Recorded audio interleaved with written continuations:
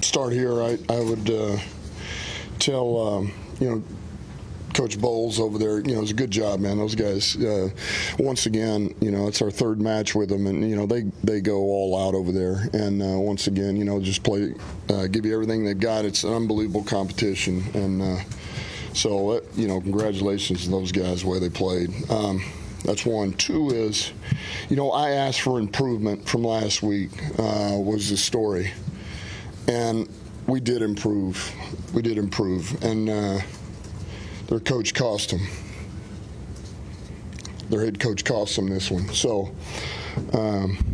critical error into half, and 100% on me. We improved. There's areas we got to continue to improve on, but it's not okay. So, anyway, we fought. We got down there. Certainly offense, we double up in yardage. We get down the red zone. We can't get, TDs. And that was kind of the story of the game. Defense, I thought, played lights out. Gave us two shots there at the end of the game, and we just couldn't finish it out. And we hear you taking the blame here for that. We hear you, in the halftime interview, the same thing. Can you maybe just elaborate a little on the mechanics of the operation? Yeah, there's nothing that is going to make any sense to anybody. There's no way to justify this. It's a massive error on my part, no one else's. And it was just between hurry-up field goal and clocking it. And it was 100% my fault, 100%. And that's why we have guys on the field. We're trying to clock it. And it's just, it's one of those things we work over and over. And we're good. We've been good. We do everything. And then I mess it up. So.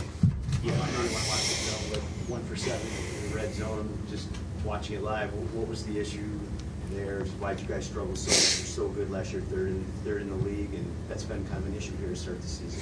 Yeah, I mean, look, they do change up their coverage a little bit, which we knew they would. They do a good job. There's a few things they hang their hat on, and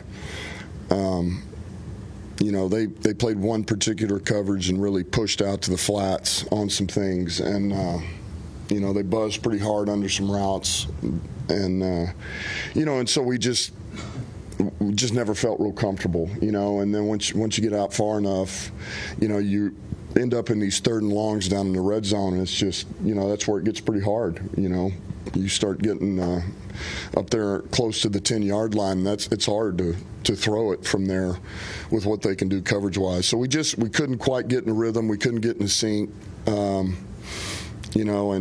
ultimately it hurt us.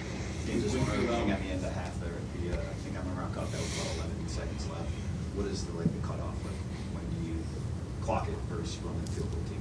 Yeah, well, pre-snap, it's 18 seconds before the clock starts. And then if you're just saying pre-snap, offensively, it'd be 14, 15 seconds. If you need to push it, you can go 14.